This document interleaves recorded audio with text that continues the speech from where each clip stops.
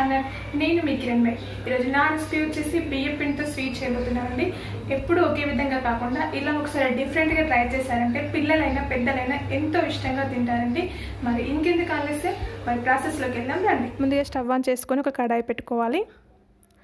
ఇందులో ఒక 10 బాదం పప్పులు వేసుకొని వేయించుకోవాలి. దోరగా వేయించుకోవాలండి. మీకు అవసరం అనుకుంటే నెయ్యి కూడా వేసుకొని వేయించుకోవచ్చు, బట్ నేను ఇక్కడ నెయ్యి వేసుకోవట్లేదు.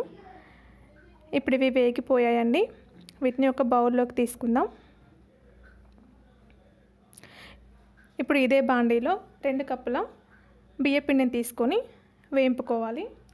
స్టవ్ అనేది చాలా సిమ్లో పెట్టుకొని వేయించుకోవాలండి, లేకపోతే పిండి అనేది మాడిపోతుంది. పిండి వేయింపినంతసేపు మనం కలుపుతూనే ఉండాలండి. ఇప్పుడు ఇందులోకి ఒక టేబుల్ స్పూన్ నెయ్యి వేసుకొని కలుపుకోవాలి.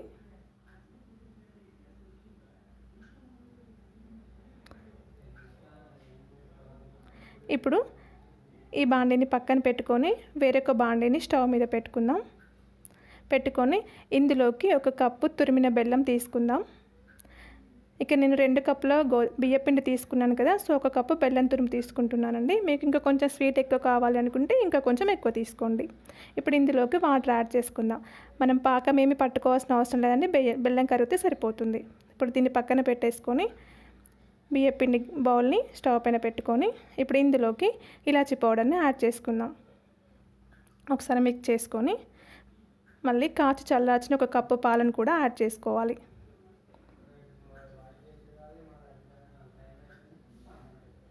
ఇప్పుడు వీటిని మంచిగా కలుపుకోవాలి.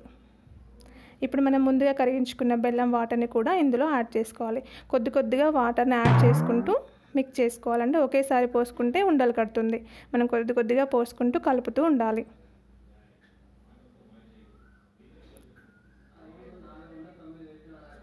జాగ్రత్తగా కలుపుకోవాలండి, మనకు ఉండలు లేకుండా చూసుకోవాలి.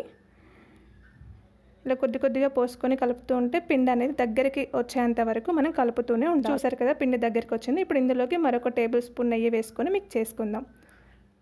మనకి పిండి అనేది గిన్నెను వదిలిపెట్టేంతసేపు మనం ఉడకనిచ్చుకోవాలండి.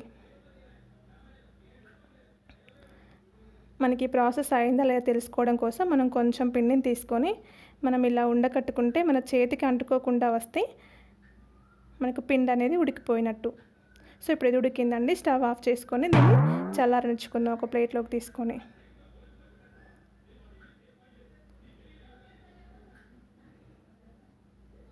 ఇక్కడ నేను పల్లీలు, నువ్వులు, అవిసెలు వేయింపుకొని మిక్సీ చేసుకొని ఈ పౌడర్ని ప్రిపేర్ చేసుకున్నానండి. ఇందులోకి కొంచెం షుగర్ని కూడా యాడ్ చేసుకున్నాను. ఇది నేను ముందే ప్రిపేర్ చేసుకొని పెట్టుకున్నానండి. ఇప్పుడు ఇది చల్లారింది కదా, ఇప్పుడు మనం కొద్దిగా పిండి తీసుకొని మనకు కావాల్సిన షేప్లో ప్రిపేర్ చేసుకోవాలి. ఇక్కడ నేను సిలిండర్ షేప్లో చేస్తున్నానండి.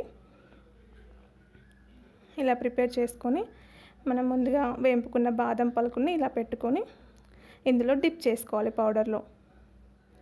చూసారు కదా, ఎంతో చాలా ఈజీ ప్రాసెస్ అండి, ఈజీగా చేసుకోవచ్చు.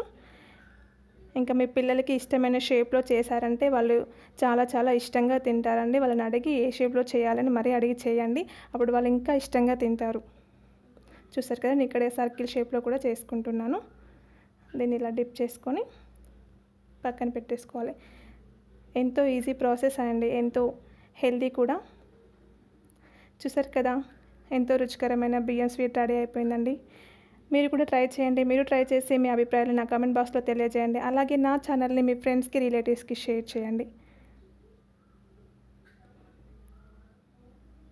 Thank you for watching friends.